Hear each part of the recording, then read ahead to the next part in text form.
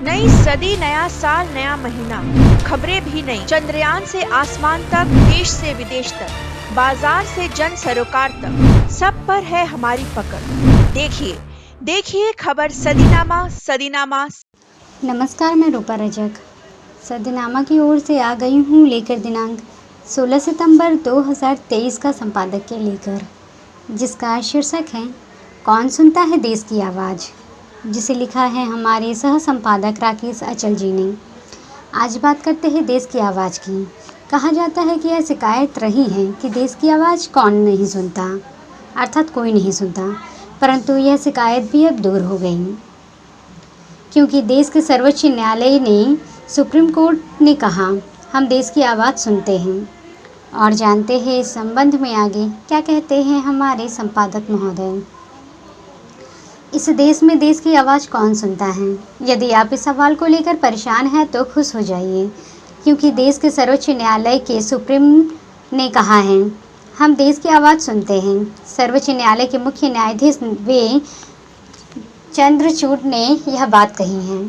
उन्होंने ये बात एडवोकेट मैथ्यूज जे नेदुम्पारा के उस मेल के बाद कही है, जिसमें नेदुम्पारा ने कहा था कि अदालत को संवैधानिक मामलों की बजाय सामान्य मामलों पर सुनवाई करनी चाहिए। मुख्य न्यायाधीश इस तर्क से सहमत नहीं हैं। देश की न्यायपालिका अभी इतनी उदार है कि प्रश्नों को सुनती है और जवाब भी देती है। मुख्य न्यायाधीश को मेल करने वाले एडवोकेट मैथ्यू ने कहा, बिल्कुल सुप्रीम कोर्ट को आम आदमी के मामलों को प्राथमिकता देनी चाहिए। इस पर मुख्य न्यायाधीश ने कहा कि मैं बस आपको यह बताना चाहता था कि आपको नहीं पता संविधान पीठ किन मामलों पर सुनवाई करती है। ये मामले इतने पेचीदे होते हैं कि अक्सर संविधान की व्याख्या करनी पड़ती है। माननीय न्यायाधीश ने जम्मू कश्मीर से धारा 370 को खत्म करने के खिलाफ दाखिल याचिकाओं का जिक्र किया। उन्होंने उत्तर देने के बाद प्रति प्रश्न किया कि क्या इस मामले पर सुनवाई ज़रूरी नहीं है? मुझे नहीं लगता कि जो आप महसूस करते हैं सरकार या याचिकाकर्ता भी वैसा ही महसूस करते होंगे। संविधान बेंच के मामले में कई बार संविधान की व्याख्या से भी आगे चले जाते हैं। आपको बता दूं कि धारा 370 से जुड़े मामलों की सुनवाई करते हुए मुख्य न्यायाधीश कहा चुके हैं कि जिस संविधान 35A ने जम्मू कश्मीर की जनता को विशेष अधिकार दिए हैं, उसे ने देश के बाकी लोगों से देश में कहीं बसने और रोजगार करने का अधिकार भी छीन लिया है। एडवोकेट मैथ्यूज और मुख्य न्यायाधीश के बीच का संवाद महत्वपूर्ण भी है और रोचक भी, क्योंकि ये प्रश्नानुकूल समाज के जीवित होने का प्रमाण भी देता है। एडवोकेट मैथ्यूज ने कहा कि मैं लोगों के मौलिक अधिकारों से जुड़े मामलों की सुनवाई के खिलाफ नहीं हूँ।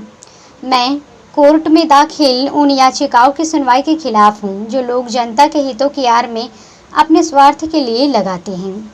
ऐसे मामलों पर सुनवाई करने से पहले कोर्ट को जनता की राय ज़रूर लेनी चाहिए।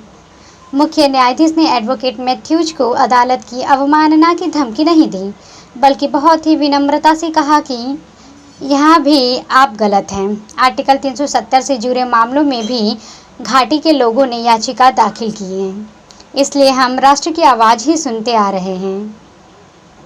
आपको याद दिला दूं कि जम्मू कश्मीर से आर्टिकल 370 हटाए जाने के खिलाफ दाखिल की गई 23 याचिकाओं पर सुनवाई पूरी हो गई है। सर्वोच्च न्यायालय ने 16 दिनों तक मामले में दोनों पक्षों की दलीलें सुनने के बाद 5 सितंबर को अपना फैसला सुरक्षित रखा। 5 जजों की संवैधानिक बेंच में मामले की सुनवाई की, जिसमें मुख्य न्यायाधीश DY Chandrachud, justice BR Gavai, justice Suryakant, justice Sanjay Kishan Kaul और जस्टिस संजीव खन्ना शामिल हैं। जम्मू कश्मीर से धारा 370 को हटे हुए 4 साल हो चुके हैं। इन 4 सालों में न जम्मू कश्मीर की जनता को वादे के मुताबिक राज्य का दर्जा वापस मिला और न वहां की मुख्य समस्याएं हल हुई। आज भी जम्मू कश्मीर में वैसा वातावरण नहीं बन पाया है जैसा कि हमारे भाग्य विधाता चाहते थे। आज भी जम्मू कश्मीर के घाटियों में आतंक जिंदा है। हाल ही में सेना के 4 वरिष्ठ अधिकारियों की हत्या इस बात का प्रमाण है। मुझे इस बात में कोई दिलचस्पी नहीं है कि इस देश के मामले में माननीय सर्वोच्च न्यायालय का फैसला क्या आएगा। मैं तो इस बात से खुश हूँ कि सर्वोच्च न्यायालय कम से कम देश की आवाज़ को सुन तो रहा है। अन्यथा ये देश अब कहने सुनने में दिलचस्पी नहीं ले रहा। सरकार को अनसुनी करने की जैसे आदत पड़ चुकी है। जनता तो आजिज होकर अदालतों के सामने गुहार करना पड़ता है और गुहार लगाता है। अदालत में भी सुनवाई की एक लंबी प्रक्रिया है। आपको जिला अदालत से लेकर कभी कभी सर्वोच्च न्यायालय तक का दरवाजा खटखटाना पड़ता है। आप ये भी तब कर सकते हैं जब आपके पास जेब में पैसा और वकालत के लिए मैथ्यू जैसे वकील उपलब्ध हों। दरअसल आज मुझे इस बात पर करनी चाहिए थी देश के लिए 45,000 करोड़ के लिए फाइटर जेट और मिसाइलें खरीदने की, लेकिन मैंने इस मुद्दे को छुआ ही नहीं। मैं हथियारों के नाम से ही कांपता हूँ। मुझे लगता है कि जिस देश में 80 करोड़ जनता को 2 जन भोजन के लिए सरकार के रहमो करम पर जीवित रहना पड़ता है, उस देश में हथियार नहीं खरीदने जाने चाहिए। हथियार खरीद कर पड़ोसी देश पाकिस्तान समेत दुनिया के तमाम देशों की क्या हालत हुई है सब जानते हैं। पहले दुश्मनी बढ़ाइए, फिर देश की सुरक्षा के लिए जनता का पेट काटकर हथियार खरीदिए। ये समझदारी नहीं हो सकती। बहरहाल बात देश के न्यायालय की न्याय व्यवस्था के औदार्य की हो रही है। देश में तमाम व्यवस्थाएं अविश्वास के दौर से गुजर रही हैं। कोई ऐसी व्यवस्था नहीं है जिसको लेकर जनता के मन में संदेह ना हो या उसे लेकर सवाल ना उठाए गए हों। न्यायपालिका भी इससे अछूती नहीं है।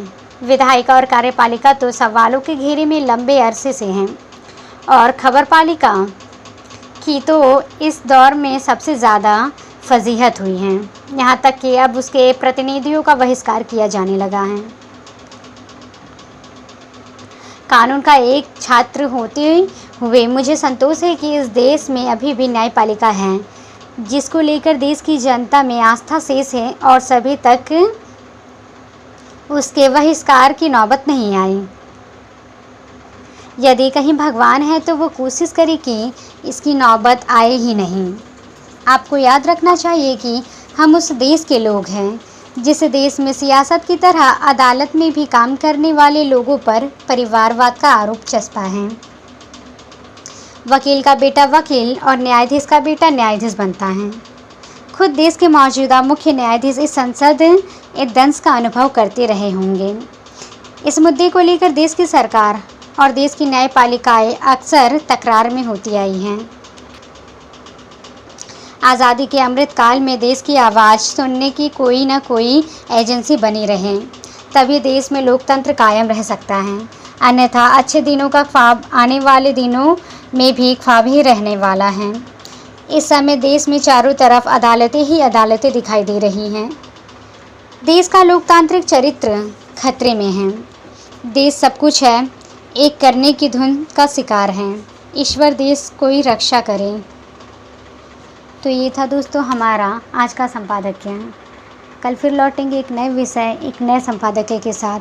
तब तक के लिए नमस्कार। नई सदी, नया साल, नया महीना, खबरें भी नई। चंद्रयान से आसमान तक, देश से विदेश तक, बाजार से जन सरोकार तक, सब पर है हमारी पकड़।